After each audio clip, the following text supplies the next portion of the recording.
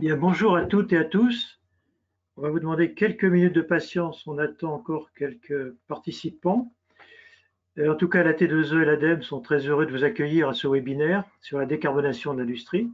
En fait, c'est le 4e webinaire que nous organisons pour expliciter un peu le fonds de décarbonation dans le cadre du plan de relance.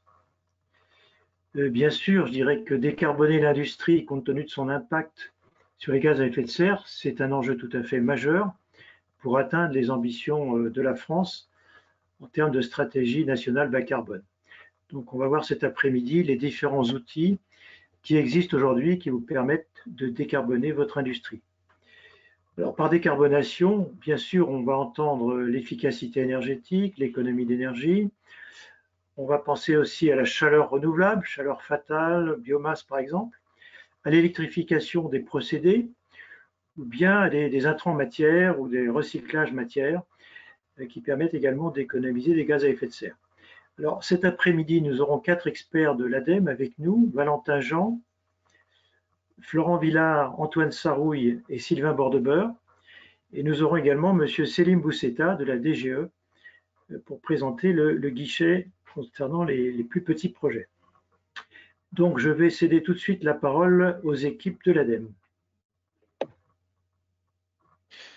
Bonjour à tous, merci Daniel pour cette introduction et je propose qu'on rentre immédiatement dans le cœur du sujet en regardant le sommaire de ce webinaire. Encore une fois, merci à tous d'être présents aujourd'hui pour ce 4e webinaire, comme le disait Daniel, concernant le fonds de décarbonation de l'industrie. Donc le webinaire aujourd'hui va se structurer en 3 parties essentiellement. Une première partie sur le volet, un des 2 volets du fonds de décarbonation de l'industrie, qui est le volet décarbonation des procédés et des utilités. Donc ça va nous prendre une petite quarantaine de minutes où on va revoir rapidement ce qu'est le fonds de décarbonation de l'industrie, regarder un peu les premiers résultats de l'appel à projet Décarb Inde qui est en cours actuellement sur la clôture de mai, c'est la clôture qui a eu lieu le 17 mai, la première relève de projet. Et puis nous ferons un focus sur les dernières évolutions et les exigences de ce cahier des charges de Décarb Inde qui ont été mises en place sur les dernières semaines et qui seront valables pour la clôture du 14 octobre 2021, la prochaine clôture. Ensuite, Selim Bousseta de la DGE nous rejoindra pour une présentation d'une 15 minutes sur l'actualité du guichet ASP de l'Agence des services et des paiements, toujours dans le cadre de la décarbonation des procédés et des utilités. On aura ensuite une seconde partie sur le 2e volet du fonds de décarbonation de l'industrie qui concerne la chaleur bas carbone, avec une présentation d'Antoine Sarouille de l'ADEME sur l'aide à la chaleur bas carbone dans le cadre de l'appel à projet BCIAT.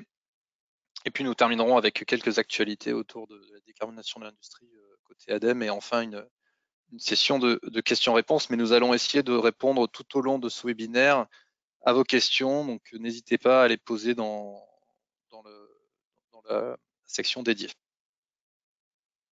Donc le fonds décarbonation de l'industrie, pour mémoire, c'est 1,2 milliard d'euros dans le cadre du plan de relance de la France, le plan France Relance, sur les années 2020, 2021 et 2022, qui est composé, comme je le disais, de 2 volets.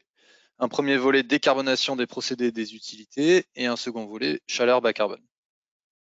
Sur le premier volet, 2 opérateurs sont à la manœuvre. L'ADEME pour les projets de plus de 3 millions d'euros d'investissement et l'ASP, l'Agence des services et des paiements, pour les projets d'un montant d'investissement inférieur à 3 millions d'euros, et ce, sur une liste fermée de technologies ou de systèmes.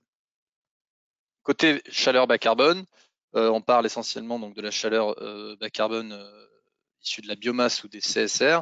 C'est un volet qui vient en complément en fait de 2 fonds de l'ADEME existants que sont le fonds chaleur et le fonds économie circulaire, qui avaient vocation à aider à apporter des aides sur de l'investissement. Et la nouveauté, c'est un dispositif d'aide au fonctionnement, d'aide à l'OPEX, qui est actuellement en cours de notification à la Commission européenne côté biomasse et en discussion sur le CSR.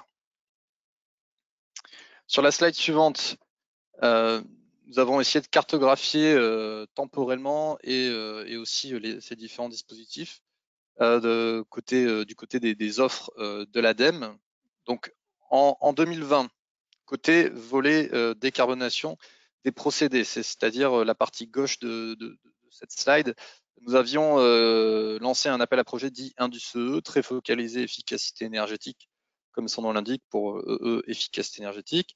Donc appel à projet pour des projets ayant un investissement supérieur à 3 millions d'euros. Et puis en parallèle, nous avions lancé un appel à manifestation d'intérêt, Indus Descartes, qui n'était pas un guichet d'aide, mais qui nous a permis de sentir quel type de projet de décarbonation il fallait pousser par la suite. Cette AAP IndusE et cette AMI nous ont permis de façonner pour 2021 l'appel à projet Décarbind, qui est donc un peu comme IndusE, si ce n'est qu'il est plus élargi en termes de thématiques. Donc on en retrouve toujours l'efficacité énergétique, mais aussi l'électrification des procédés, les nouveaux usages matières, la réduction d'autres gaz de effet de serre. Enfin, on aura l'occasion d'y revenir dans ce webinaire. Donc voilà pour le volet décarbonation de l'industrie, des procédés, excusez-moi. Côté chaleur bas carbone, il y a eu donc l'appel à projet BCIAT et CSR en 2020 qui ont été reconduits en 2021. Et ce qui est important à retenir, c'est que pour ces 3 AAP de 2021, Décarbind, BCIAT et CSR, la prochaine date de clôture, c'est-à-dire la prochaine date butoir pour déposer vos projets, est au 14 octobre 2021. Sur la slide suivante, nous avons voulu vous présenter rapidement le bilan des appels à projets IndusE et BCIAT sur l'année 2020. Aujourd'hui, on a 71 lauréats à date. Si on regarde plus spécifiquement sur IndusE, on parle de 32 lauréats à date pour quasiment 100 millions d'euros d'aide et plus de 450 millions d'euros d'investissement, ce qui représente quasiment 1,5 TWh d'économie par an à terme pour plus de 400 000 tonnes de CO2 évitées, ce qui représente tout de même environ 12% de réduction des gaz à effet de serre des sites concernés. Côté BCIAT, on parle de 39 lauréats à date pour un peu plus de 100 millions d'euros d'aide à l'investissement et plus de 180 millions d'euros d'aide au fonctionnement. Ce qui va permettre de déclencher au global un investissement industriel de 380 millions d'euros et d'éviter à terme plus de 600 000 tonnes de CO2 par an.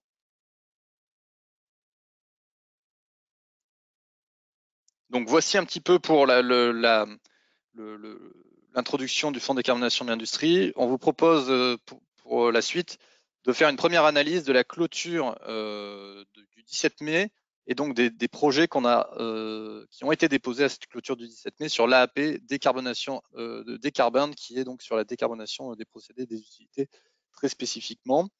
Donc tout d'abord, ce qu'on peut dire, c'est que déjà on a reçu 57 projets pour un CAPEX global, un montant d'investissement global supérieur à 1 milliard d'euros, avec un montant d'aide demandé global de plus de 275 millions d'euros. Et à noter que des projets qui avaient été invités à redéposer plus tard leur projet lorsqu'il avait été soumis à IndusE ont redéposé donc leur dossier sur l'appel à projet Décarbind.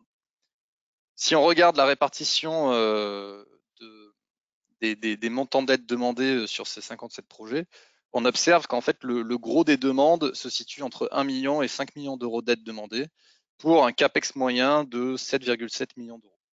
Ça, c'est finalement notre cœur de sujet sur l'appel à projet Décarbind, en tout cas sur la clôture de mai. On observe qu'il y a quelques projets de plus faible ampleur, aussi quelques projets de plus grande ampleur, voire de très grande ampleur avec quelques demandes d'aide supérieures à 15 millions d'euros, qui derrière déclenchent des procédures plus longues puisqu'il s'agit de notifier les demandes d'aide à la Commission européenne.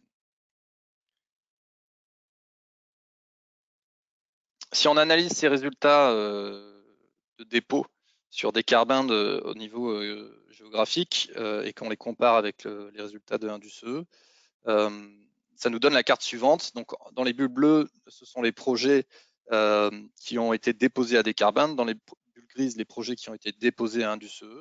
Ce qu'on peut dire en première approche, c'est qu'il y a de très fortes similitudes entre les dépôts à IndusE et les dépôts à Décarbind, donc entre 2020 et 2021. ce qui est intéressant aussi, c'est qu'on voit en fait que les régions industrielles françaises, les grandes régions industrielles, que sont notamment les Hauts-de-France, le Grand Est, la région Aura ou la région de Normandie, sont toujours très bien représentées sur ces dépôts de projets à la AAP Décarbone. Sur la slide suivante, on a aussi fait une petite analyse par secteur. Donc si par exemple on prend le histogramme de gauche, sur cet histogramme, les barres grises représentent les projets déposés à Indus.CE et les barres de couleur, les projets déposés à Décarbinde. Ce qu'on observe, c'est que déjà, grâce à ces AAP, on arrive à toucher un grand nombre de secteurs industriels français. C'est une vraie diversité de secteurs dans les dépôts. Et ce qui ressort aussi, c'est qu'on a finalement quatre grandes filières qui ressortent du lot, à savoir la filière mine et métallurgie, chimie et matériaux, agroalimentaire et construction qui inclut le verre. Sur l'histogramme de droite, si on raffine un petit peu ces résultats uniquement sur l'appel à projet Décarbinde, on voit que par exemple dans le domaine de la mine et métallurgie, c'est la sidérurgie qui est très, très fortement représentée. Dans l'agroalimentaire, on peut noter aussi que le sucre a une position vraiment intéressante. On a aussi par ailleurs beaucoup de projets touchant à la production de viande, de poisson, ce genre de produits. Et dans le domaine de la construction, de même, une part importante du verre et du ciment, qui sont des secteurs très énergivores.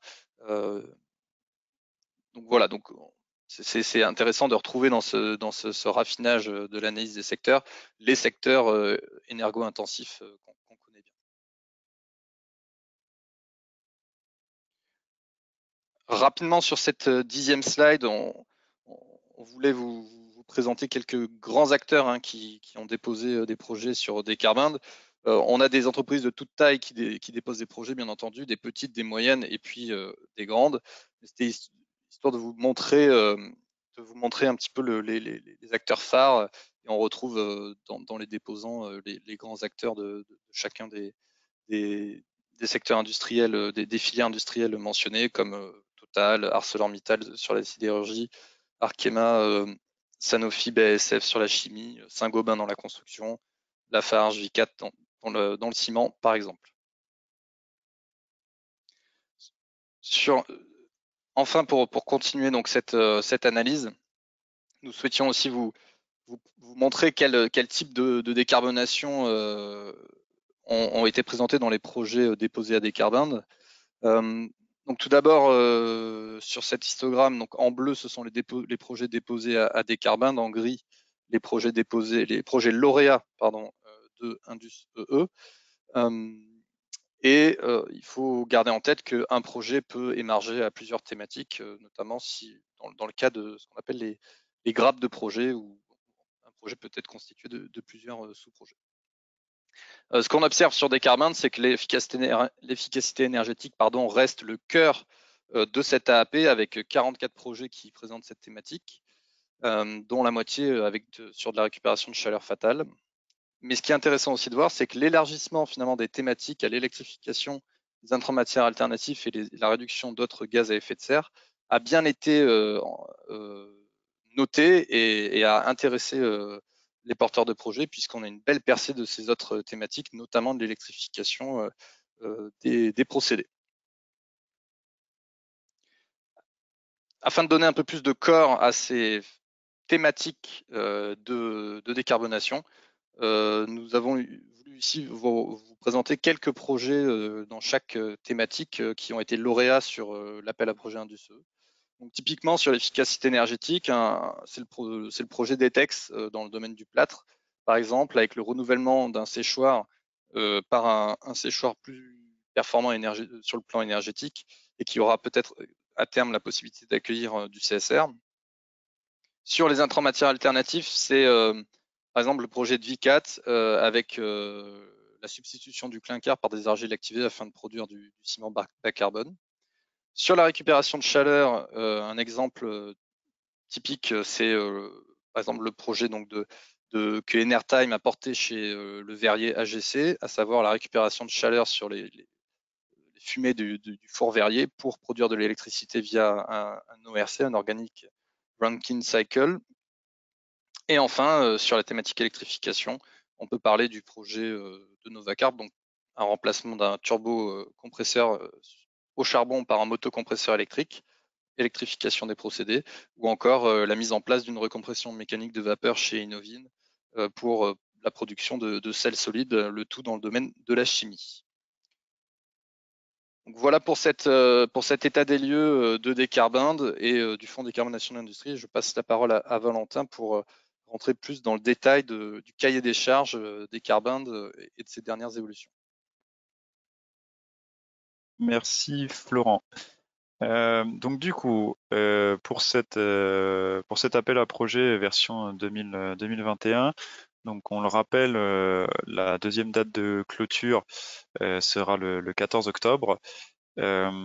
Cet appel à projet donc vise la décarbonation d'une activité industrielle concernant soit les procédés ou les utilités. On a deux critères principaux d'éligibilité. Le premier, donc, ce sont des investissements supérieurs à 3 millions d'euros de CAPEX. On autorise une grappe de projets éligibles. Et en revanche, on s'intéresse aux technologies matures. On n'est pas en recherche et développement. Il faudra également que le projet soit assez consolidé.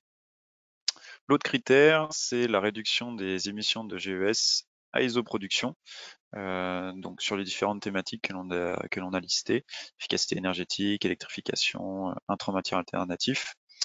On précise bien que c'est à isoproduction, c'est-à-dire que les objectifs à atteindre seront de toute façon à remettre en proportion de la production initiale. Au niveau du coup des thématiques, donc Florent en a déjà parlé un tout petit peu plus tôt, on est bien sur les 4 thématiques qui sont l'efficacité énergétique, avec notamment dans une sous-thématique à l'intérieur qui est la récupération de chaleur fatale, l'électrification, les intrants matières alternatifs et enfin, on a également ouvert dans ce cahier des charges toute autre opération de réduction des émissions de gaz à effet de serre autre que le CO2. Donc ça peut être des réductions de N2O, de méthane, voilà, autres gaz à effet de serre que le CO2. Je n'y passe pas plus de temps puisque vous avez déjà eu quelques exemples plus tôt sur ces différentes thématiques. Le point maintenant va être sur les secteurs thématiques à nouveau et les opérations qui vont être inéligibles. Parmi les secteurs inéligibles, donc on s'intéresse vraiment, nous, à des secteurs industriels, enfin au secteur industriel, donc toutes les activités tertiaires sont considérées comme inéligibles, de même que les activités agricoles, à l'exception de l'industrie agroalimentaire. Donc par exemple, le financement pour un silo de stockage de grains, pourra pas être éligible. Les activités du secteur BTP sur chantier ne pourront pas être retenues, de même que les unités de valorisation énergétique des déchets et toutes les industries de production et de mise sur le marché d'énergie sur le réseau. Donc voilà pour les secteurs que l'on ne considérera pas. Au niveau des thématiques, les thématiques principales qui seront inéligibles sont tout ce qui concerne la décarbonation du bâtiment, donc que ce soit le chauffage ou l'isolation par exemple. Les technologies de CCUS, notamment pour des questions de maturité, je pense au CCS plus particulièrement. Et enfin, les engins mobiles. On n'est pas sur un appel à projet qui vise la décarbonation des transports. Ce n'est pas le cas. Dernier point, les opérations inéligibles. Elles vont concerner ici la mise en conformité réglementaire, c'est-à-dire que on ne va pas subventionner des projets qui visent en fait à se mettre aux normes, à l'exception près de projets qui iraient bien au-delà des normes réglementaires qui sont en vigueur ou qui vont arriver.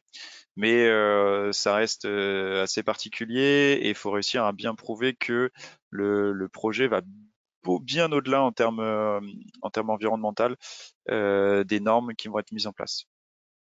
De même, les opérations qui sont déjà commencées, c'est-à-dire avec déjà des dépenses effectuées, ne pourront pas être éligibles pour des questions d'incitation de l'aide. Et enfin, les deux autres points, donc on ne va pas financer, l'ADEME ne financera pas 2 fois le même projet, c'est-à-dire que si votre projet est déjà éligible à d'autres dispositifs, donc par exemple fonds chaleur, économie circulaire, le plan hydrogène, etc., vous ne pourrez pas être financé deux fois. Ce sera soit l'un des autres AP, les autres appels à projet, soit le nôtre, mais pas les deux. Et pour terminer, donc les opérations qui sont éligibles à des soutiens à la RDI, donc comme les démonstrateurs et les prototypes, ne pourront pas être éligibles puisqu'on s'intéresse ici à des technologies matures. Les projets que vous allez déposer seront évalués selon 4 critères qui sont donc la performance de décarbonation, la cohérence et l'ambition environnementale, la cohérence et l'ambition industrielle et enfin la structuration de la filière. Pour le premier critère, performance de décarbonation, on va surtout s'intéresser en fait à des données chiffrées. Donc, quel est le volume de tonnes de CO2 que vous allez pouvoir éviter par an grâce à votre projet? Combien ça représente en pourcentage à l'échelle de votre site ou aux bornes du projet? Et également, un critère qui nous est assez important, c'est quelle va être l'efficacité de l'aide publique sur votre projet. C'est-à-dire, pour 1 euro de subvention, combien de tonnes de CO2, quel est le volume de CO2 qui pourrait être évité. C'est un critère qui est assez important, voilà, pour justifier de la performance de décarbonation. Donc le deuxième point, sur l'ambition environnementale, ce que l'on cherche ici, c'est que vous montrez que dans votre projet, il soit bien expliqué quel est le plan de décarbonation de votre site, alors que ce soit à l'échelle de votre site, de votre entreprise, voire même du groupe. Quelle est la stratégie de décarbonation, la stratégie environnementale à court, moyen, voire long terme, pour bien voir si votre projet s'inscrit dans une stratégie cohérente et planifiée. L'autre point de ce critère 2, ça sera donc pour les industries qui possèdent plusieurs sites ou les groupes encore à plus grande échelle. Est-ce que le projet pourra être réplicable? Est-ce que les technologies qui vont être mises en place dans ce projet, est-ce que cela pourra être réplicable sur d'autres de vos sites? Évidemment, plus c'est réplicable, plus c'est intéressant. Troisième critère, la cohérence et l'ambition industrielle. Ici, on va plutôt regarder sur votre projet, qu'est-ce qui va impacter au niveau de la production de votre site, au niveau de la pérennisation, voire encore mieux de la création d'emplois. Est-ce que ça va permettre des critères de compétitivité, même si c'est pas le cœur de notre appel à projet. Voilà, c'est ce critère 3, cohérence et ambition industrielle. Voici toutes les différentes thématiques que l'on va regarder. Et enfin, la structuration de la filière. Donc, c'est le dernier critère d'évaluation. Ici, on regardera deux choses. La première, ça sera quels sont vos fournisseurs. Quelle est l'origine de vos fournisseurs? Est-ce que ce sont des fournisseurs français? Est-ce que ce sont des fournisseurs européens, voire des fournisseurs à l'échelle mondiale? Premier critère, enfin premier point. Et second point, est-ce que donc le projet pourrait être réplicable cette fois-ci non pas à l'échelle de votre entreprise, mais à l'échelle de toute la filière. Voilà. Donc voici les quatre critères avec lesquels on va évaluer les différents projets éligibles que l'on va recevoir.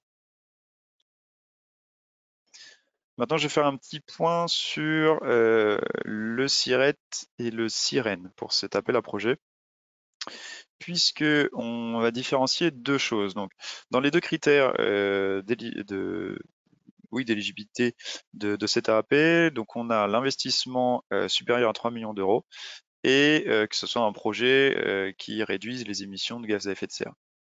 Sur l'investissement, pour le CAPEX, on va se focaliser sur le SIRET, c'est-à-dire que votre investissement pour votre projet, il doit être concentré uniquement dans le périmètre du SIRET. En revanche, pour la réduction des émissions de gaz à effet de serre, on a légèrement élargi le périmètre puisqu'il va englober le SIREN. Donc, l'investissement sur un site industriel, mais les réductions de gaz à effet de serre peuvent être à l'échelle de l'entreprise. Donc, par exemple, on pourrait avoir dans le secteur verrier un projet qui vise à augmenter la production de calcin. Donc, le calcin, ça va être du verre recyclé. Donc ça sera un investissement qui sera fait sur un site, sauf que l'augmentation de production de calcin en elle-même, elle va pas vraiment décarboner le site. En revanche, si ce calcin est utilisé sur un autre site de la même entreprise, donc du même sirène, pour la production cette fois-ci de verre, le fait d'utiliser une proportion plus importante de calcin dans ce procédé va permettre à la fois de réduire l'énergie consommée à la fusion et de réduire en fait même les matières premières utilisées, enfin, qui rentrent dans le cadre de la fusion, ce qui dans le procédé permettra de moins émettre de CO2. Donc typiquement sur ce genre de projet où l'investissement se fait sur un site A et que donc avec un SIRET bien particulier et que les réductions de CO2 se font sur un site B, si les deux sites ont le même sirène, cela pourra fonctionner. Maintenant, donc je vais vous montrer un petit peu les deux possibilités pour faire une demande d'aide. Donc on a le choix numéro 1 ici que vous voyez à l'écran qui concerne le niveau d'aide encadré par la dominante du projet, et le choix numéro 2, ça concernera l'aide Covid. Pour ce choix numéro 1, en fait on se base sur le régime européen, le RGEC. On va considérer votre taux d'aide sur la thématique principale du projet. Si c'est de l'efficacité énergétique, de l'électrification, les intrants matières alternatifs, ou la dernière thématique qui est l'émission de gaz à effet de serre autre que le CO2. Donc d'une part, il y aura la thématique principale du projet. De l'autre part, il y aura la taille de votre entreprise, petite, moyenne, grande entreprise. Ce qui va vous permettre d'avoir un pourcentage, d'aide lié à votre assiette éligible. Pour préciser un peu plus, dans ce cadre de RGEC, de demande d'aide via le régime RGEC, vous allez devoir mettre en place un scénario contrefactuel. C'est-à-dire que pour cet appel à projet, ce qui nous intéresse, nous, ce ne sont pas des projets, on va dire, standards. Standard, c'est vraiment des projets avec des plus-values environnementales. Pour prendre l'exemple d'une chaudière, nous, on ne voit pas spécialement d'intérêt dans cet appel à projet à faire un remplacement de chaudière avec une nouvelle chaudière qui sera un rendement de environ 87%, qui est le rendement standard aujourd'hui pour les chaudières. Nous, au contraire, on souhaite que vous présentiez des projets avec des chaudières très performantes, des rendements au-delà des 90%.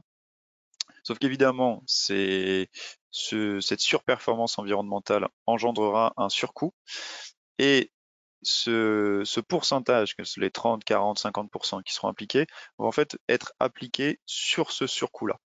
C'est pour ça qu'on a besoin que vous définissiez un scénario contrefactuel qui en fait répond à la question: qu'est-ce que vous feriez comme projet si vous ne pouviez pas toucher une subvention? Voilà, c'est comme ça que vous allez pouvoir définir ce scénario contrefactuel. Donc, il faudra vous baser sur des documents normatifs ou réglementaires tels que les brefs, des études de marché, des fiches C2E. On vous conseille fortement de vous rapprocher des instructeurs de l'ADEME en région qui pourront fortement vous aider à élaborer un scénario contrefactuel en amont du dépôt du dossier. Et enfin, dernière précision, donc les taux qui sont indiqués sont des taux évidemment maximum, donc vous ne pouvez pas demander plus. En revanche, lors de l'instruction, il se peut que ces taux soient revus à la baisse. Deuxième critère, toujours dans le choix numéro 1, donc le régime RGEC, qui est le TRB, le taux de retour brut. Ce TRB, c'est un outil que l'on utilise pour ne pas subventionner trop fort des projets qui seraient déjà en fait trop rentables par eux-mêmes. Donc c'est une petite formule où on prend l'assiette de l'aide, c'est-à-dire les dépenses éligibles auxquelles on soustrait le fameux scénario contrefactuel. Cette assiette de l'aide, on va également lui soustraire les soutiens C2E prévisionnels, qui sont, nous, de base, on les met à 7 € par mégawattheure CUMAC. Après, si vous avez déjà des accords, des lettres d'engagement avec un montant, une valorisation plus faible, s'il n'y a pas de souci, ça fonctionne. On soustrait également l'aide ADEME, les autres aides publiques.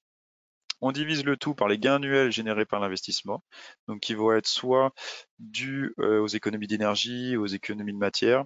Et concernant les sites avec des quotas EUETS, ça peut être également, ça sera les gains dus aux émissions, à la réduction des émissions de CO2.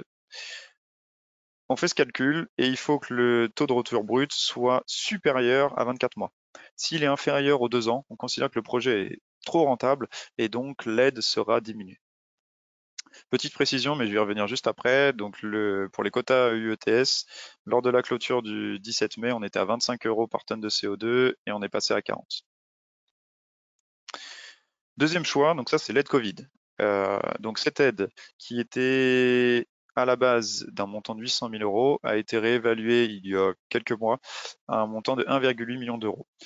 L'avantage de cette aide, c'est qu'elle nécessite ni scénario contrefactuel et il n'y a pas de taux d'aide applicable. Vous n'êtes pas limité à 30 ou 40%. En revanche, c'est 1,8 million d'euros par entreprise ou groupe. C'est-à-dire que vous ne pouvez pas déposer plusieurs projets, même espacés dans le temps, en faisant une demande à chaque fois de 1,8 million d'euros. Vous pouvez déposer 3 projets avec par exemple 300 000 € de demande d'aide à chaque fois, mais vous êtes limité à une enveloppe de 1,8 million d'euros. Point très important pour cette clôture du 14 octobre, l'aide, dans le règlement, c'est bien précisé que l'aide Covid doit être octroyée avant le 31 décembre 2021. Or, donc on a une clôture qui se fait le 14 octobre. À partir de là, il va y avoir un temps d'instruction avec, comme à chaque fois, des échanges entre les instructeurs en région de l'ADEME et vous, les industriels.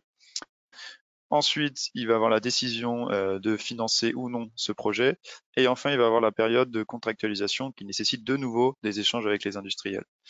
Donc tout ça en 2 mois et demi pour être dans les délais vis-à-vis de l'aide Covid, c'est évidemment un délai très serré.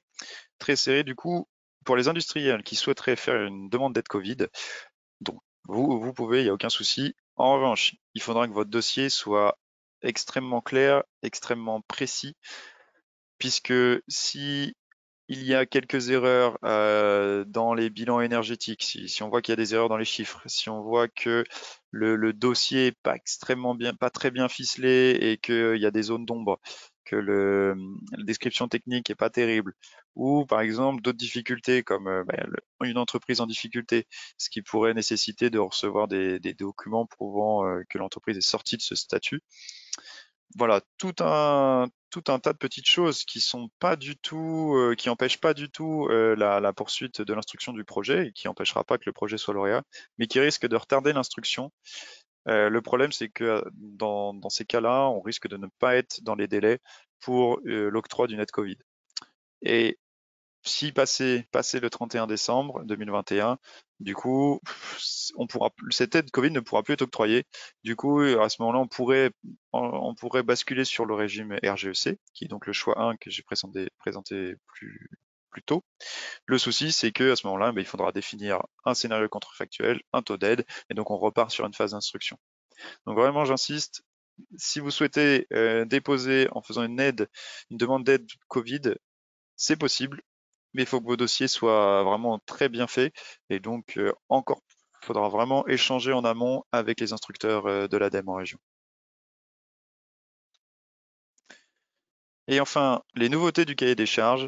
On a eu, entre la clôture du 17 mai et la clôture du 14 octobre, quelques légères modifications dans le cahier des charges.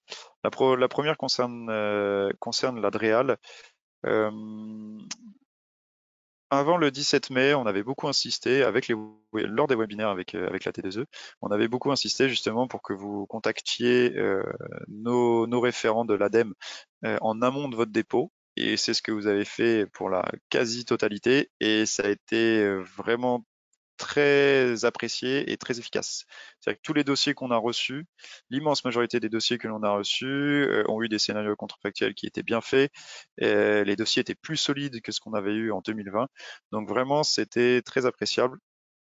En revanche, on a eu quelques surprises lorsqu'on a informé les DREAL des différents projets, puisqu'on a eu des retours avec des avertissements sur certains projets qui avaient quelques irrégularités ou d'autres soucis, ce qui retarde forcément l'instruction.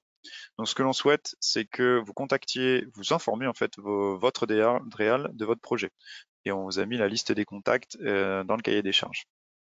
Deuxième point qui va concerner uniquement les sites soumis au quota EU ETS. Vous allez devoir montrer pour cette clôture du 14 octobre que votre projet, la performance de votre projet va bien au-delà des benchmarks EU ETS. Donc vous pouvez voir dans le tableau juste en dessous, par exemple, pour un cimentier qui produirait du clinker, faudra estimer du coup votre production de clinker, les émissions dues à cette production. Une fois que vous avez estimé ça, vous allez du coup avoir une intensité carbone, donc ici dans l'exemple de 0,680 tonnes de CO2 par tonne, et vous allez comparer ça au référentiel des benchmarks EU ETS. Si votre projet est plus performant que ces référentiels, très bien. Si malheureusement vous êtes en deçà des exigences de EU ETS, alors à ce moment-là, il faudra que vous justifiez dans le dossier l'impossibilité de faire mieux. Voilà, ça c'est le premier point concernant les sites soumis au quota EU ETS. Il faudra bien remplir ce tableau-là qu'on vous a mis dans le volet technique. Le deuxième point concerne du coup le prix plancher pour les quotas. Lors de la clôture du 17 mai, on avait affiché une valeur de 25 € par tonne de CO2. Pour ceux qui suivent l'évolution de ce marché, ça a fortement évolué, augmenté même ces derniers mois. On a dépassé les 50 € par tonne de CO2. Donc, on a réévalué notre prix. On est passé de 25 à 40 € pour cette clôture. C'est cette valeur-là que vous allez devoir prendre en compte, même si on précise dans le cahier des charges que comme le marché continue d'évoluer, cette valeur pourra être revue à la hausse au moment de la clôture. Voilà, mais basez-vous sur les 40 € par tonne de CO2 pour vos calculs. Peut-être que s'il y a besoin, on réévaluera de nouveau cette valeur. Et du coup, je vais repasser la main à Florent, qui va vous présenter la partie pour le remplissage du dossier. Merci Valentin. Donc effectivement, pour finir sur une partie plus pragmatique, j'allais dire, comment remplir son dossier. Donc déjà pour démarrer, on rabâche entre guillemets un petit peu, mais la prochaine clôture, c'est le 14 octobre 2021. Vous pouvez déposer d'ores et déjà vos projets sur la plateforme Agir de l'ADEME. Vous avez le lien ici sur la slide. Et lors de ce dépôt, vous allez devoir fournir plusieurs pièces obligatoires. Et deux d'entre elles ont des trames figées, des trames obligatoires. Et ces deux pièces sont le volet technique et le volet technico-financier. Ce qu'il faut retenir pour ces dépôts de dossiers, c'est qu'on cherche à avoir vraiment des dossiers clairs et des dossiers complets. La complétude est importante parce que si votre dossier n'est pas complet, il peut devenir inéligible ou être invité à être redéposé plus tard sur une autre clôture. Et puis la clarté pour faire en sorte que l'instruction soit la plus rapide et la plus fluide possible et que ce soit gagnant-gagnant à la fois pour l'ADEME et pour vous et votre projet. Je vois qu'on a un petit problème de... Ouais, okay, c'est bon, c'est revenu. On verra. J'espère que ça posera pas plus de problèmes. On va continuer. Donc ouais, sur la suite, on souhaitait faire un petit focus sur le volet technique. Donc une des deux pièces obligatoires à trame figée. Donc le volet technique, c'est un document Word que vous allez devoir remplir où vous allez décrire précisément votre projet et littéralement. L'idée, c'est de décrire pour décrire ce projet-là, avec 4 grandes parties dans ce document. Une première partie sur la carte d'identité du projet, une deuxième partie sur la description de l'opération visée, avec une description de la situation initiale, une description de la situation après travaux, et puis une description du scénario contrefactuel retenu dans le cas où vous souhaitez obtenir une aide sur la base du régime RGEC.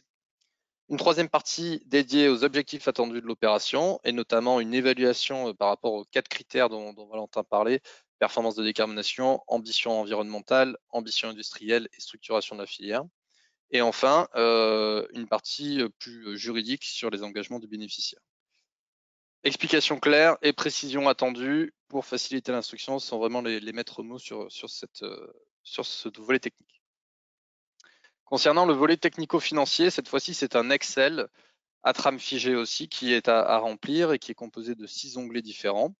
Le premier onglet, c'est un onglet de données techniques. On va vous demander de remplir les caractéristiques de votre site, s'il est soumis à UTS, abattement TURP, etc. La thématique de votre projet, un bilan macroscopique de CO2, énergie et éventuellement matière, si ça fait sens, pour le projet que vous menez, et puis une mention de vos niveaux de production sur votre site.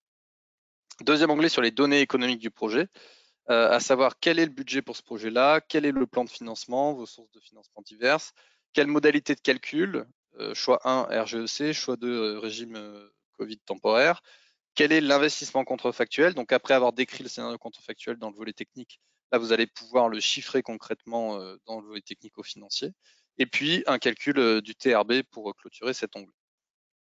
Onglet numéro 3, c'est l'onglet dédié à la santé financière. Ici, on va vous demander de remplir, d'aller chercher des infos dans vos bilans et de les remettre dans certaines cases, ce qui va permettre de calculer, d'analyser automatiquement si votre entreprise est en statut entreprise en difficulté. Ce qui est important de retenir là-dessus, c'est que nous ne pouvons pas contractualiser, nous ne pouvons pas octroyer d'aide à des entreprises en difficulté, et que ça nous permet déjà de détecter ces éventuels problèmes. Dans le cas où votre entreprise serait en difficulté, n'hésitez pas à compléter littéralement dans cet onglet en nous donnant des informations sur la manière dont vous pensez pouvoir sortir de ce statut entreprise en difficulté à moyen terme, ce qui nous permettra d'avoir une approche pragmatique de votre cas. Incitation C2E, c'est le quatrième onglet. Dans cet onglet, vous allez indiquer si vous demandez ou pas des C2E pour ce projet-là, et on va vous demander de vous engager à dire non, je ne prends pas de C2E, ou alors oui, je prends des C2E, et à un certain niveau, vous aurez à vous engager en termes d'euros ou en termes de mégawattheure QMAC. Ceci est bien décrit dans le cahier des charges, et cet onglet est très important pour le calcul du TRB. Cinquième onglet, l'attestation Covid, à remplir uniquement si vous faites le choix numéro 2 de modalité d'aide, qui est le régime temporaire Covid.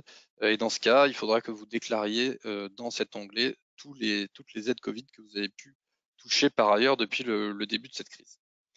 Et enfin, sixième onglet, la synthèse facture. Donc, dans les pièces obligatoires à fournir lors du dépôt de dossier, vous allez devoir fournir vos factures en PDF. Et ici, on vous demande de nous faire une synthèse des montants de ces factures par mois sur les 12 derniers mois avant le dépôt de votre projet. Et enfin, sur les aspects pratiques, il est à noter que par rapport à la clôture de mai, nous avons rajouté une pièce obligatoire à fournir dans le cadre du dépôt, qui est un fichier Excel en format libre, mais au sein duquel vous allez expliciter les calculs sous-jacents à la performance de décarbonation que vous présentez dans le cadre de votre projet. Donc en conclusion, nous vous demandons des dossiers de demande d'aide complets, car s'ils ne sont pas complets, il y a un risque d'inéligibilité ou d'invitation à redépôt sur une future clôture. De clarté pour faciliter l'instruction, la rendre la plus fluide possible, et que ce soit gagnant-gagnant à la fois pour vous et pour nous. Et ambitieux, bien entendu, en termes de décarbonation, puisque l'idée, c'est de porter des projets qui permettent de changer vraiment la donne sur les émissions de CO2 dans le secteur industriel. Nous vous invitons encore une fois à contacter nos référents en région. Vous avez la liste des contacts sur la slide. Et puis pour toute question générique, n'hésitez pas à envoyer un mail à décarbonation.industrie@adem.fr, et Valentin et moi, on se fera un plaisir de vous répondre. Je ne sais pas si Selim Bousseta est connecté, mais on peut passer effectivement à la présentation des actualités du guichet de subvention ASP.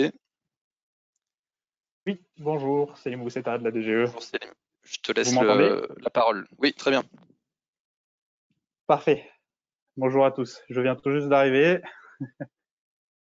Donc bonjour à tous, effectivement, Selim Bousseta, je suis chef de projet au sein excusez-moi, je reprends mon souffle, du pôle énergie et décarbonation au sein du service de l'industrie à la direction générale des entreprises. Et je suis ici aujourd'hui pour vous présenter l'un de ces dispositifs du plan de relance et du volet décarbonation de l'industrie, à savoir le dispositif en guichet. Donc, je sais pas, je n'ai pas l'impression d'avoir le contrôle sur la présentation, donc je suis preneur. Ouais, je Si te vous fais voulez passer les slides, Céline, dès que j'arrive à repasser en mode diaporama. Désolé pour le petit souci technique. aucun problème.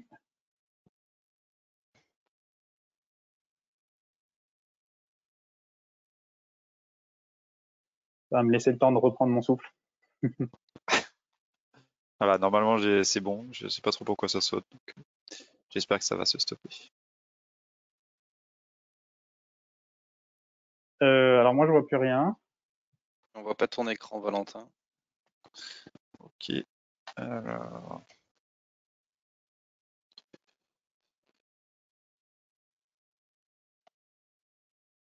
Hop. Est-ce que c'est bon maintenant? Moi, c'est bon Oui, chez moi. c'est bon. C'est bon pour moi. Allez, on croise les doigts. Parfait. Donc, comme je vous disais, je vais vous présenter un des dispositifs du volet décarbonation de l'industrie. Si je ne m'abuse, le dispositif qui vient vous présenter, désolé, je ne pouvais pas être là sur le début de ce webinaire, mais c'est Decarb Ind. Et donc, le guichet, oui, le guichet relève très largement du même esprit que ce dispositif-là. Il a les mêmes objectifs puisqu'il vise à baisser les émissions de gaz à effet de serre de l'industrie. Il vise à rendre cette industrie plus efficiente en termes de consommation énergétique et tout cela dans le but d'abord de lui permettre d'atteindre ses objectifs de décarbonation et puis de la rendre plus compétitive sur le moyen et le long terme. Donc en termes d'objectifs poursuivis, on est complètement dans la même ligne.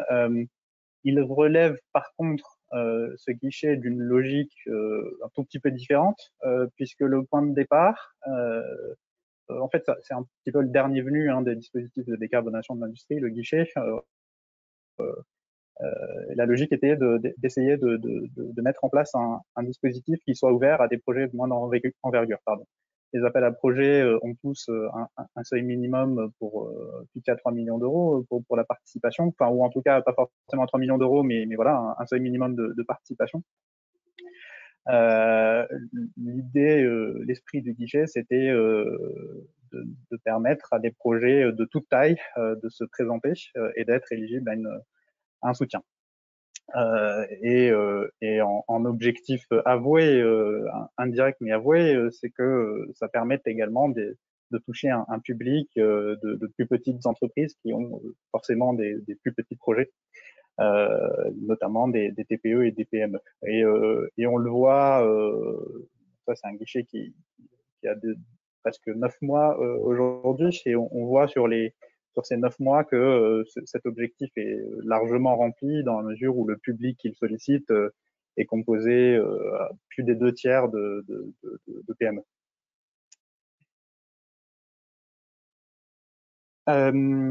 Donc voilà. Alors, comme je disais, c'est des dispositifs. On peut passer. Ah non, pardon, j'avais une dernière chose à dire sur ce slide-là, excusez-moi. Donc, il permet effectivement de toucher un plus large public. Et puis, une autre petite distinction par rapport aux appels à projets, c'est que c'est un dispositif qui est mobilisable tout au long de l'année et qui est mobilisable jusqu'à sa clôture prévue au 31 décembre 2022. Contrairement aux appels à projets, donc vous pouvez déposer votre dossier vraiment à tout moment. On peut passer au slide suivant cette fois. Merci. Donc, maintenant que je vous ai présenté rapidement les grands principes de ce guichet-là, on va essayer, je vais vous présenter un petit peu son mode de fonctionnement. Donc déjà, comme je le disais à l'instant, il est ouvert depuis à peu près 9 mois. Il a été ouvert en novembre dernier, début novembre, et il a vocation à le rester jusqu'au 31 décembre 2022. Il y a néanmoins, je le dis tout de suite avant d'oublier, un avertissement dans la mesure où certaines catégories de biens qui sont aidés via ce guichet font appel au régime Covid, au régime cadre temporaire mis en place par la Commission européenne pour faire face à la crise sanitaire. Et donc, ce régime Covid est temporaire, prend fin a priori au 31 décembre 2021. Et donc, si vous avez des investissements qui sont relatifs à ces catégories de biens, il faut soumettre au plus vite votre dossier auprès de l'ASP pour pouvoir être soutenu. Sinon, ça sera compliqué par la suite.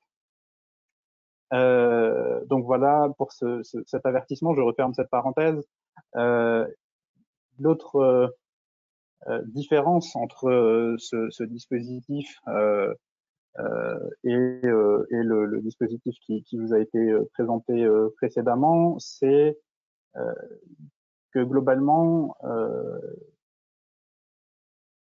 l'instruction de la part de l'ASP n'a pas vocation à juger le projet sur des critères économiques ou environnementaux, ou le genre de choses dont vous êtes sans doute habitué sur les appels à projets. C'est pas tout à fait l'esprit. L'instruction aura simplement vocation à déterminer que le bien est bien, ça rentre bien dans les cases prévues et qu'il est éligible au soutien. Et s'il a coché ces cases, bien, il bénéficie de ce soutien. Et donc il y a trois critères qui vont permettre de déterminer enfin, trois cases à cocher en fait, tout simplement. Le premier critère fondamental, c'est le fait que le porteur de projet appartienne à l'industrie manufacturière. L'entreprise qui va bénéficier de ce projet doit appartenir à cette industrie. Et donc, c'est un critère qui se vérifie sur la base du code NAF de l'INSEE. Le second critère, pardon, c'est que l'équipement qui est présenté à l'ASP est un équipement qui appartient à une liste qui a été définie par arrêté. Là, l'idée, encore une fois, c'est que comme l'instruction, elle, ne va pas s'intéresser vraiment à l'impact environnemental et à la pertinence économique du projet, la sélection se fasse en amont. Donc, c'est l'arrêté qui définit ce qui est éligible et l'instruction de l'ASP sera de vérifier cette adéquation. Et le troisième critère qu'il ne faut pas négliger, qui est très important, c'est que l'équipement, enfin ce qui est visé, ce sont des équipements qui sont utilisés à des fins de production, qui sont affectés vraiment à une production industrielle. Pour illustrer ce troisième point, si on a un projet qui a vocation à utiliser de la chaleur pour réchauffer des bureaux, à récupérer de la chaleur pour réchauffer des bureaux, c'est quelque chose qui ne sera pas éligible. En revanche, si la chaleur récupérée est réutilisée directement sur un processus industriel, là, le projet sera bien éligible. On peut passer au slide suivant.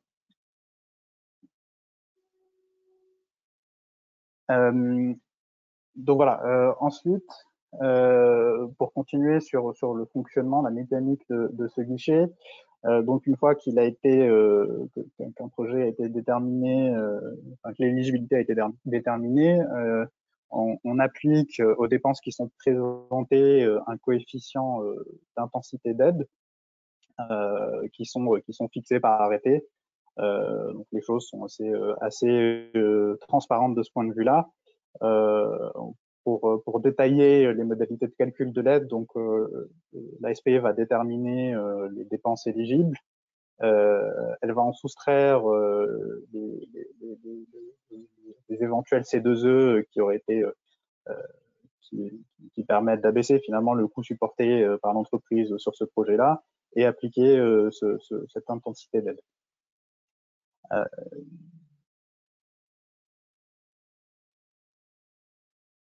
Un dernier message sur ce slide-là avant de passer au suivant. L'aide il est possible de candidater, vous l'avez certainement vu, il est possible de candidater à différents dispositifs. Parfois, ces dispositifs se recoupent légèrement.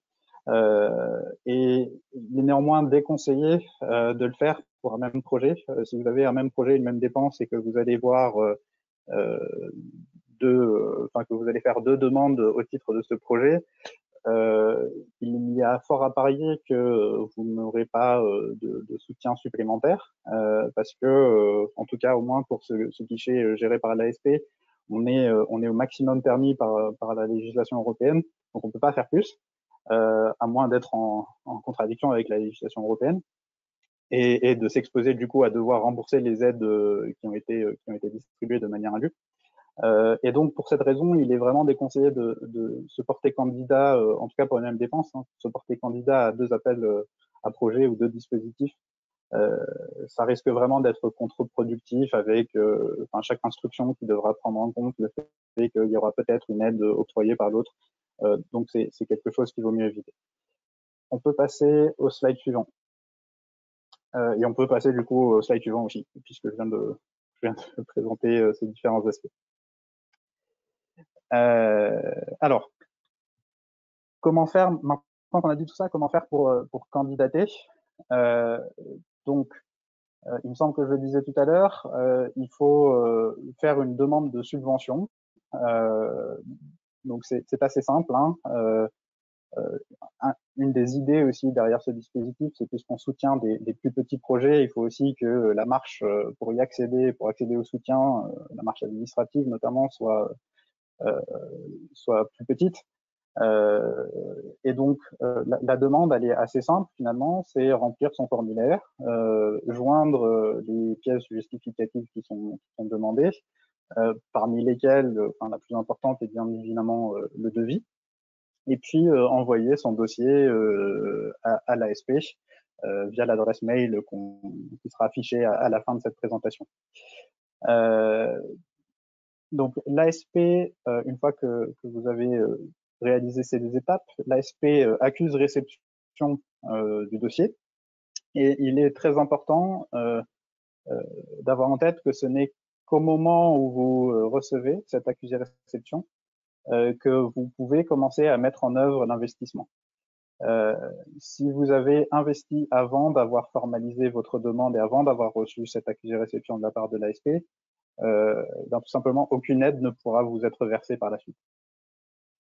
Si vous avez bien respecté ce critère-là, l'ASP va instruire le dossier, va regarder, va analyser les critères d'éligibilité que je mentionnais tout à l'heure, et si tout se passe bien, elle va vous adresser, si tout se passe bien, c'est-à-dire si le projet est éligible, elle va vous adresser ensuite une décision d'attribution, une convention, pour vous signaler le fait que vous êtes éligible et le montant d'aide auquel vous pouvez prétendre. Ensuite, il y a la deuxième phase qui correspond à ce qu'on appelle la demande de paiement. Donc là, cette deuxième phase, c'est vous avez reçu, vous avez eu cette convention signée avec l'ASP, vous avez désormais bien effectué vos investissements et vous adressez vos factures à l'ASP pour témoigner de ces dépenses, et l'ASP instruit, vérifie essentiellement que tout est en adéquation avec l'étape de demande de subvention, et ensuite procède, là aussi si tout va bien, au paiement du soutien. Il y a 3 points d'attention sur lesquels on souhaitait insister. Donc je l'ai dit, je le redis, il faut bien déposer la demande de subvention avant de commander son bien. Et il faut même attendre l'accusé de réception, plus précisément, avant de procéder à cette commande. C'est un critère vraiment important. Il faut aussi faire attention à la manière dont est rempli le formulaire. Une des autres leçons de ces premiers mois de fonctionnement, c'est qu'il y a des remplissages parfois trop pas suffisamment complet, tout simplement, qui nécessite des allers-retours avec l'industriel pour préciser le projet, notamment. Très important de bien décrire le projet, son objectif et de montrer quelque part son adéquation avec les critères d'éligibilité qu'on va détailler. Donc pour éviter des délais d'instruction inutiles. Et puis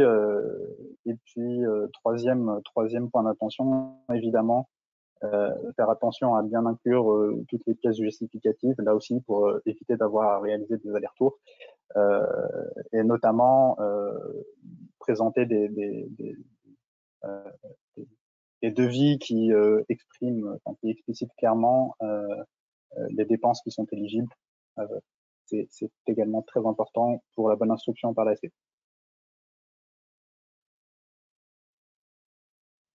Voilà pour moi, je pense que j'ai présenté le dispositif dans son ensemble. Du coup, le dernier point, comme je vous l'ai annoncé tout à l'heure, il y a donc l'adresse qui s'affiche sur vos écrans, qui est à la fois l'adresse de contact si vous avez des questions à poser. Vous pouvez les adresser à cet email, et puis qui est également le biais, le moyen de soumettre vos dossiers, vos éventuels dossiers pour bénéficier de ce soutien. Merci Selim. Alors, comme tu nous avais prévenu que c'était un peu compliqué pour toi en termes de disponibilité, je te propose peut-être, on a eu juste une question là qui est arrivée qui concerne le guichet ASP. Donc à voir si tu peux répondre en direct. Donc ça concerne les systèmes de récupération de chaleur via échangeur. La question c'est est-ce que donc ces systèmes-là pourraient être éligibles dans le cas où le code NAF concerne une production de biométhane via de la méthanisation. En gros, est-ce que le fait que le code NAF corresponde pas forcément au type de transformation, est-ce que ça pose problème ou on se concentre vraiment sur l'équipement, peu importe le code NAF. Non, le code NAF est un critère, est le premier critère en fait qui est vérifié, et un critère très important. Effectivement, si l'entreprise a une activité qui n'est pas éligible, le projet, même s'il s'agit d'un projet par ailleurs, le matériel pourrait être éligible, mais le projet ne le serait pas. Ok. Donc je ne sais pas quel est le cas précis de cette entreprise, mais si c'est pas le bon code NAF, pour résumer, a priori ça ne marchera pas. Ok, ça marche. Donc du coup j'en profite. Il y aura une FAQ qui sera mise en ligne quelques jours après le webinaire. Et donc du coup, s'il y a des questions qui là pendant ce webinaire restent en suspens, nous on y répondra par la suite dans la FAQ. Donc n'hésitez pas. Voilà, du coup je vous propose de passer à la suite. Merci Selim pour ta présentation. Et on va Merci enchaîner. à vous, au revoir. On va enchaîner avec le BCIAT, l'appel à projet BCIAT et la chaleur bas carbone. Donc Antoine, c'est à toi. Oui. Alors bonjour à tous. Alors Antoine Sarouille, je travaille en tant qu'ingénieur sur les parties techniques et économiques sur l'appel à projet BCIAT. Donc je suis un des relais pour les industriels. Donc on va commencer par présenter globalement l'appel à projet. On a eu 2 dates de clôture cette année, comme l'année dernière, avec une première date qui est celle de mai, sur laquelle on reviendra un peu plus tard. La prochaine date sera en octobre 2021, le 14. Et du coup, on va vous expliquer un petit peu les nouveaux, les petits changements qu'il y a eu sur notre appel à projet. Dans un premier temps, pour rappeler quand même les points essentiels sur un projet biomasse, dans le cadre de l'appel à projet BCIAT, on se place uniquement sur des projets industriels de plus de 12 000 MWh, donc qui sont soit en transition énergétique, passage de gaz, fuel, charbon vers la biomasse, ou même sur une nouvelle activité, ou encore sur un renouvellement, mais ça, on y reviendra après. Pour les points essentiels d'un projet biomasse, rapidement, ce qui est important d'avoir en tête, c'est qu'il faut d'abord mettre au préalable une démarche d'économie d'énergie. Donc, sur ce point-là, c'est assez important parce que c'est pour faire le lien avec l'appel à projet Décarbe Inde qui peut être couplé à notre appel à projet. C'est-à-dire que sur un même projet, on peut faire une demande sur l'AAP Décarbe Inde pour l'efficacité énergétique. Si par exemple il y avait du gaz, mais il y a de l'efficacité sur le process, et derrière, pour la source thermique, passer à de la biomasse et donc faire appel à l'appel à projet BCIAT. Le deuxième point, c'est vraiment en lien avec cette démarche d'économie d'énergie, d'optimiser le dimensionnement thermique de l'installation biomasse. Donc vraiment, on va essayer d'optimiser au niveau thermique pour optimiser au mieux le taux de charge, donc éviter de faire des taux de charge trop réduits, vraiment optimiser l'installation à la fois d'un point de vue technique pour la durabilité, mais aussi pour l'industriel. Le troisième point, ça va plutôt être le plan d'approvisionnement. Donc il faut vraiment avoir un plan d'approvisionnement bien construit avec des lettres d'approvisionnement qui vont garantir sur le long terme l'industriel. Un aspect qui est un peu plus actuel, on va dire, avec le traitement des fumées, qui doit être très performant, notamment en fait lié à la qualité de l'air, où aujourd'hui on a quelques levées de boucliers, où on va être encore plus attentif. On invite d'ailleurs les industriels à contacter les DREAL pour voir si les installations peuvent s'inscrire ou non dans certains ICPE, donc les installations classées pour la protection de l'environnement, qui vont entraîner des normes plus ou moins importantes sur tout ce qui va être émissions.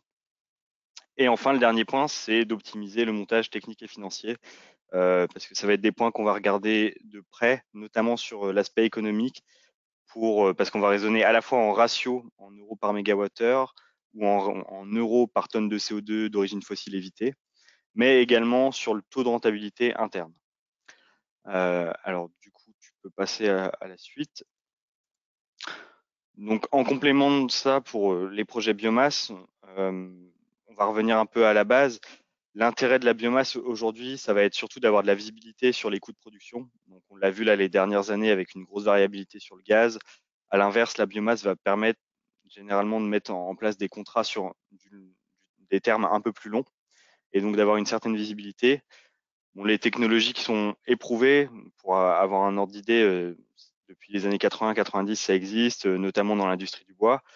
Depuis 2009, on a mis en place l'appel à projet BCIAT. Donc, on a eu un certain nombre de projets avec du coup des chaudiéristes qui ont vraiment développé leur technologie avec des hauts rendements énergétiques. Le troisième point, ça va être la ressource de proximité. Là, on va vraiment être sur généralement du circuit court, ce qui va permettre vraiment de développer l'économie locale. Bon, accéder à une autre performance environnementale, bien sûr, au niveau des émissions de CO2. Et enfin, le point important qui va aller aussi avec l'appel à projet Décarbe Inde, c'est jusqu'à aujourd'hui, on était sur du fonds chaleur et désormais, on a le fonds décarbonation dans le cadre du plan de relance qui s'ajoute. En fait, ce qui nous apporte des budgets plus importants. Donc, on va pouvoir accompagner beaucoup plus de projets. Et surtout, le petit point où je vais revenir après, c'est que désormais, on a une aide au fonctionnement qui va vraiment être un principe incitatif de passer à la biomasse, vu qu'on va mettre en place une aide annuelle sur 15 ans. C'est-à-dire qu'on va permettre de prendre en charge une partie du surcoût entre une solution de référence qui va être le gaz, charbon ou fuel, par rapport à une solution biomasse. Donc là, on peut avancer. Je te laisse passer à la slide suivante.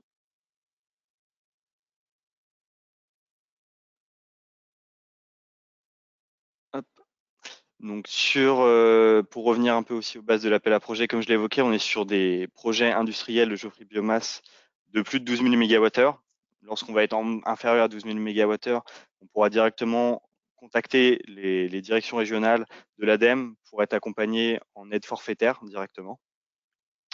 Du coup, sur le BCIAT, on va être soit dans le cadre d'une substitution, donc généralement gaz, fuel, charbon, d'une nouvelle activité ou depuis, pour la session d'octobre, on a ajouté le renouvellement de chaudières biomasse pour des industriels qui auraient déjà des chaudières biomasse, donc notamment industrie du bois, qui auraient plus de 15 ans et du coup qui arriveraient à terme et où il y a besoin du coup d'un renouvellement pour continuer l'activité de l'industriel. Donc ça sera disponible, enfin c'est déjà disponible sur Agir pour la transition. C'est le site internet où vous pourrez retrouver l'ensemble du cahier des charges et des différents documents qui sont demandés dans le cadre de l'appel à projet BCIAT. Et vous avez également nos contacts à travers ce cahier des charges, donc à Sylvain Bordebeur et moi-même, pour qu'on puisse vous accompagner sur votre projet. Dans le cadre de l'appel à projet BCIAT, comme je l'ai évoqué, on a 2 types d'aides. Donc l'aide à l'investissement qui existe depuis 2009. Donc là, on est sur une convention qui va s'étaler sur 10 ans, avec du coup, on va regarder les ratios euros par mégawattheure, euros par tonne de CO2, le taux de rentabilité, mais aussi le taux d'encadrement communautaire, en fait, qui va bloquer le montant d'aide.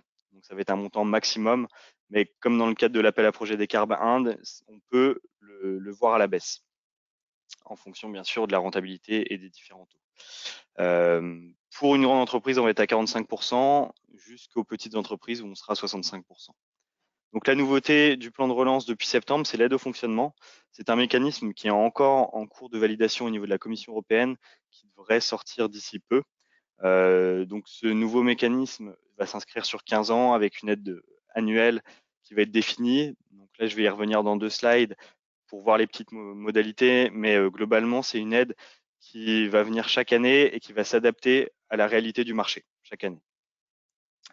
Bon, la petite phrase, bon, pour les gros projets supérieurs à 15 millions, il faut anticiper pour ce type de projet, car on va devoir passer en commission européenne. Ça va faire l'objet d'une notification, ce qui fait que ça décale généralement de quasiment 1 an le projet. Tu peux enchaîner sur la prochaine. Donc, juste cette petite slide pour vous expliquer rapidement notre façon de travailler.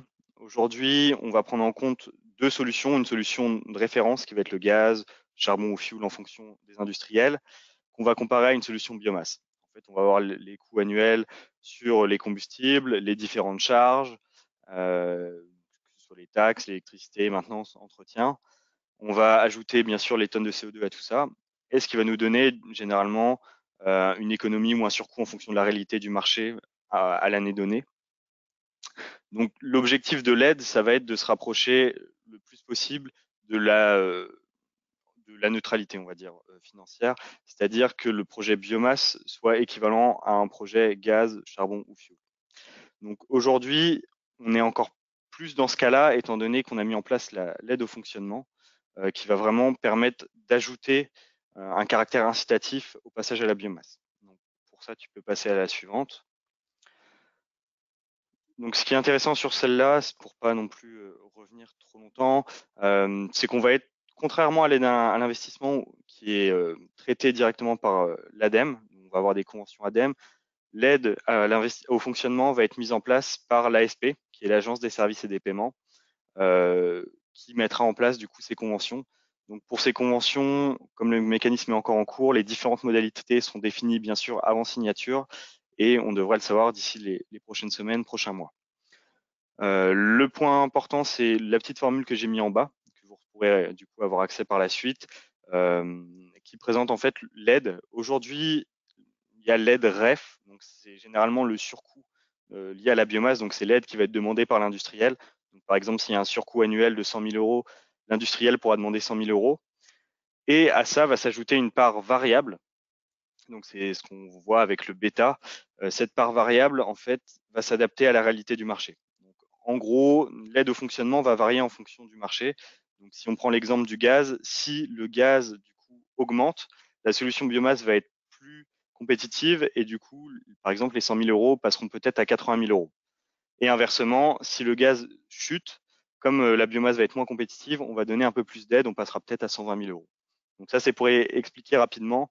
En cas de besoin, on est toujours disponible avec Sylvain pour répondre à ces questions et vous donner différents documents pour vraiment que vous puissiez voir au mieux, dans le cadre de votre projet, comment cela se passerait. On peut avancer.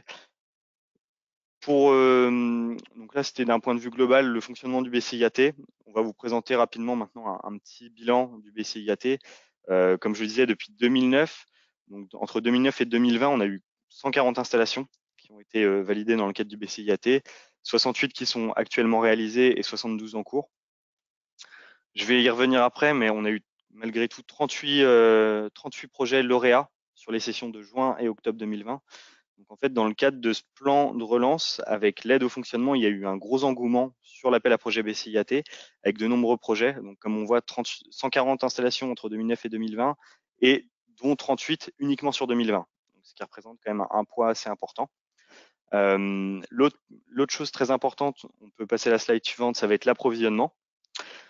Jusqu'à présent, on avait beaucoup, enfin, pour les 68 installations réalisées, on était beaucoup sur de la plaquette forestière. En fait, dans le cadre un peu historique du BCIAT, on a beaucoup travaillé sur du bois A, de la plaquette ou du connexe d'industrie du bois.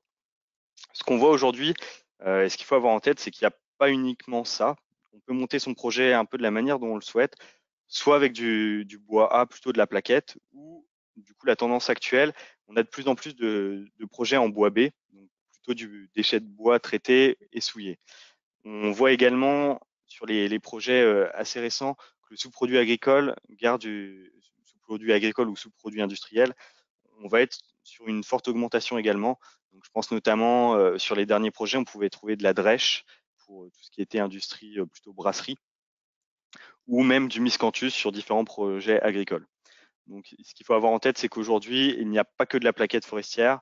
Il faut raisonner vraiment sur un esprit local, régional, en fonction de la disponibilité de la ressource. Certaines régions auront plus de plaquettes et d'autres auront plus de bois B à offrir. Donc, il faut vraiment raisonner dans un esprit de circuit court et d'économie locale. Donc, si on passe à la suite, on va passer rapidement sur ces deux slides-là. Donc, on a eu 38 projets lauréats. Ça représente à peu près 3 fois plus en production thermique que les années précédentes. Donc, pour montrer qu'il y a un engouement qui se fait vraiment sur l'appel à projet BCIAT. Mais ce qui veut dire, malgré l'augmentation de nos budgets, il y a une certaine compétition. Donc, je reviens au premier point que j'ai évoqué tout à l'heure. Il faut vraiment optimiser techniquement et économiquement vos projets avant le dépôt.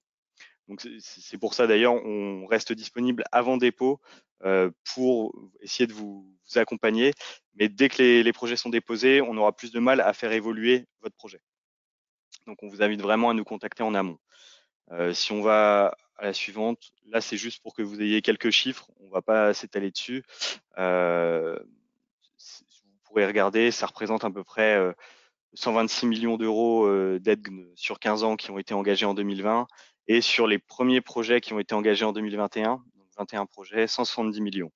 Donc on est quasiment à 300 millions d'euros d'aide qui ont été provisionnés là sur nos 38 projets. Et juste deux petites dernières slides sur ce qui a été déposé en mai 2021. Donc on a eu 21 nouveaux projets qui nous ont été déposés, bon, principalement en Grand Est, Bourgogne-Franche-Comté, Nouvelle-Aquitaine et Hauts-de-France. On a un peu de tout comme projet. Ça, on va pas le détailler ici, mais on a un peu de tout. On a à la fois du bois B et du bois A sur à peu près tout type d'industrie, donc que ce soit de l'industrie du bois, agroalimentaire, de l'aéronautique ou de l'industrie lourde. On a vraiment un peu de tout. Ce qu'il faut avoir en tête, c'est qu'on a eu aussi 12 anciens projets qui ont été remis en compétition. Donc aujourd'hui, on a eu certains comités de pilotage. Prochainement, il risque d'y avoir de nouveaux lauréats qui vont être annoncés cet été. Donc, on revient vraiment sur le gros engouement qu'il y a eu sur l'appel à projet BCIAT et la nécessité d'optimiser vos projets si vous souhaitez déposer en octobre. Et donc, quelques chiffres sur la prochaine slide. Sur les projets qui nous ont été déposés, on serait à peu près sur 255 millions d'euros d'aide. Bon, on va prendre avec des pincettes parce qu'on est sur des données brutes actuellement, mais on est sur des budgets assez importants, ce qui rappelle qu'il y a une certaine compétition. Donc, on revient toujours à la même chose, l'importance d'optimiser, l'importance de contacter en amont Sylvain et moi-même pour qu'on puisse vous donner certaines tendances.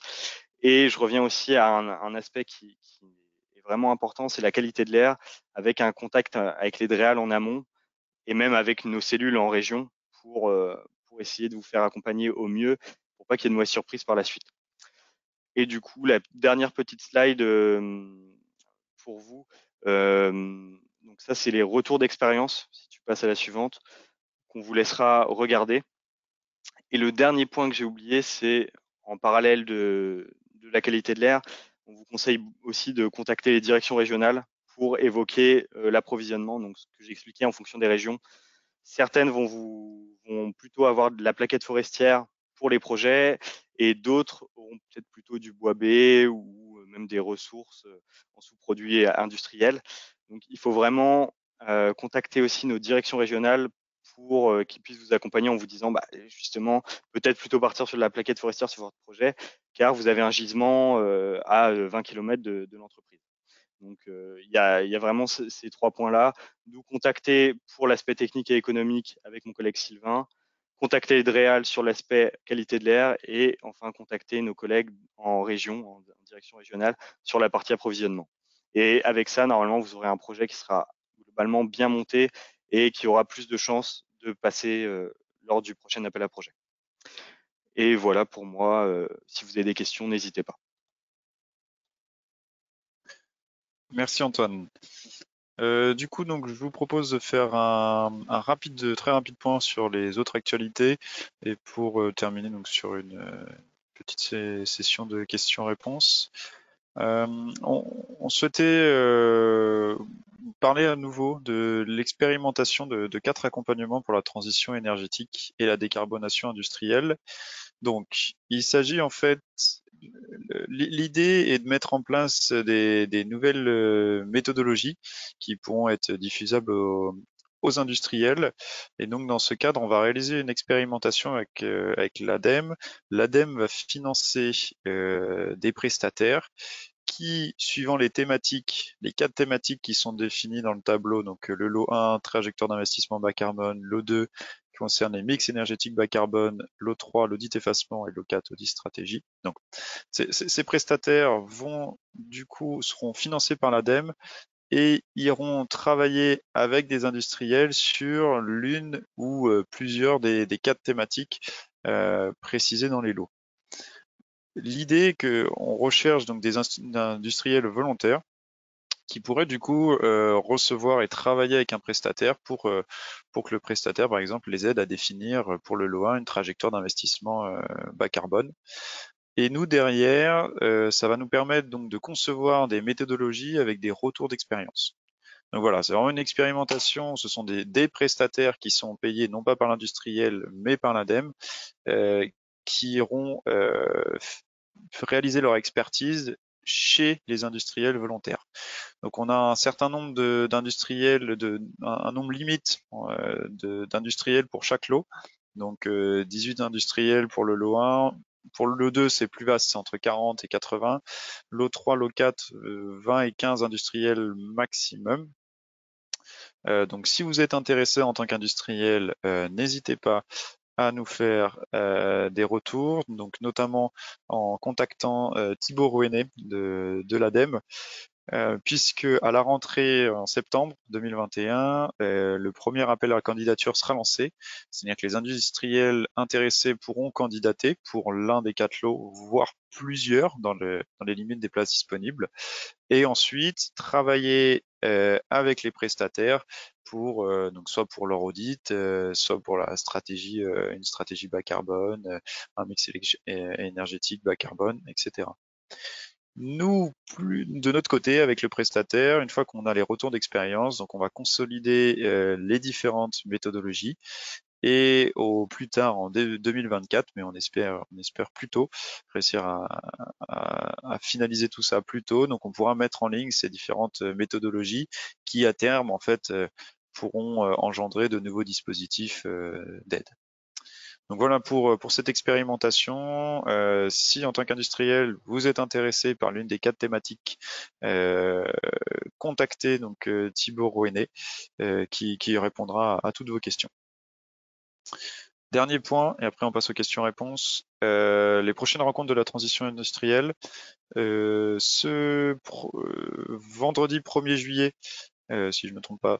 Donc en tout cas la semaine dernière, on a eu une rencontre de la transition industrielle avec la restitution finale du PTS ciment, donc du plan de transition sectorielle ciment.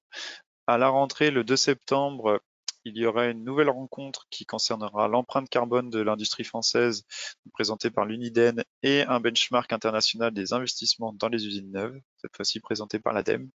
Et en novembre, on aura de nouveau une rencontre qui concernera l'hydrogène dans l'industrie, et on s'intéressera plus particulièrement à l'acier. Donc la même chose, si vous avez des questions sur les rencontres de la transition industrielle, si vous souhaitez y participer parce que vous n'êtes pas dans les boucles de mail ou que vous avez vraiment des questions très, très précises dessus, donc n'hésitez pas à contacter l'adresse mail transition.industrie@adem.fr et les personnes concernées à l'ADEME vous répondront assez rapidement. Voilà, donc je vous propose de passer sur une rapide session, on a encore 5 bonnes minutes, une rapide session de questions-réponses. Nous, dans le chat, on a pu répondre à un certain nombre de questions. Je ne sais pas si vous en avez d'autres, n'hésitez pas à les poser maintenant. Florent, si toi tu veux revenir sur certaines des questions qui ont été peut-être posées un peu plus avec un peu plus de récurrence. Non, mais il me semble qu'on a réussi à répondre à l'ensemble de vos questions. Il y a peut-être une question qui est intéressante de reprendre à l'oral. C'est la question du scénario contrefactuel. C'est-à-dire, dans quel cas le scénario contrefactuel peut-il être la situation initiale? Ça a été répondu dans le chat, je pense que c'est intéressant peut-être de le répéter. Je te laisse, c'est toi qui avais répondu. Allez, ouais, je prends la question. Donc, ce que j'ai répondu dans le chat, c'est que globalement, on va plutôt parler en termes de chiffrage de scénario contrefactuel. Le scénario contrefactuel, et donc quand on parle de chiffrage de l'investissement contrefactuel, est très rarement égal à 0 €. Il est égal à 0 € dans un cas précis, dans quelques cas précis, notamment le cas de la chaleur fatale, qui est un cas où on accepte de mettre 0 €. Donc c'est-à-dire de se dire, finalement, si le projet, si la récupération de cette chaleur fatale n'était pas faite, cette chaleur continuerait à partir à l'atmosphère et rien ne pourrait être fait particulièrement là-dessus. Et donc à ce moment-là, ça fait sens de mettre 0 €. Ça peut être le cas aussi sur des technologies qui vont largement au-delà des normes actuelles ou du marché actuel. Et à ce moment-là, ça peut se justifier de dire de prendre 0 € pour un scénario contrefactuel parce que finalement, on n'a pas grand-chose à mettre en face en termes de solutions standardisées, on va dire. Pour le cas où la réponse que vous pourriez formuler à la question de qu'est-ce que vous feriez dans le cas où vous n'auriez pas l'aide ADEME, si cette réponse c'est on garderait notre outil actuel, on ne l'améliorerait pas, on ne changerait pas tel matériel, etc. À ce moment-là, on va vous proposer de chiffrer généralement de la maintenance amortissable sur votre équipement existant, sur votre outil industriel existant, enfin qui est au périmètre de votre projet en tout cas, sur 10 années. Donc, en général, ce qu'on essaye de faire, c'est de voir quel a été votre niveau d'investissement en termes de maintenance un peu lourde sur les 10 dernières années et de reproduire ça sur les 10 années suivantes. Donc voilà, je pense que c'est les deux, pour moi, c'est les deux aspects à retenir lorsque on voit que la situation initiale de votre projet peut être là aussi le scénario contrefactuel. Oui, tout à fait. Moi, j'avais une remarque peut-être pour le guichet ASP.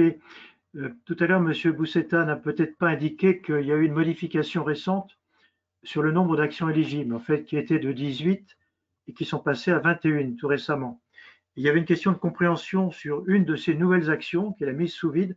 Donc, je pense qu'on transmettra cette question à M. Boussetta pour peut-être mieux expliciter de quoi il s'agit en réalité. Oui, effectivement, c'est vrai que j'ai vu la question juste après que Célim soit parti. J'en suis désolé. Mais donc, oui, on va lui transmettre et puis la réponse sera du coup inscrite dans la FAQ qui sera disponible en ligne. Un point important effectivement sur l'ASP, je crois qu'une des modifications principales, c'est qu'on parle plus uniquement d'équipement, mais on parle de systèmes éligibles à des aides, ce qui permet d'avoir un scope un peu plus élargi en termes d'assiette de dépenses éligibles.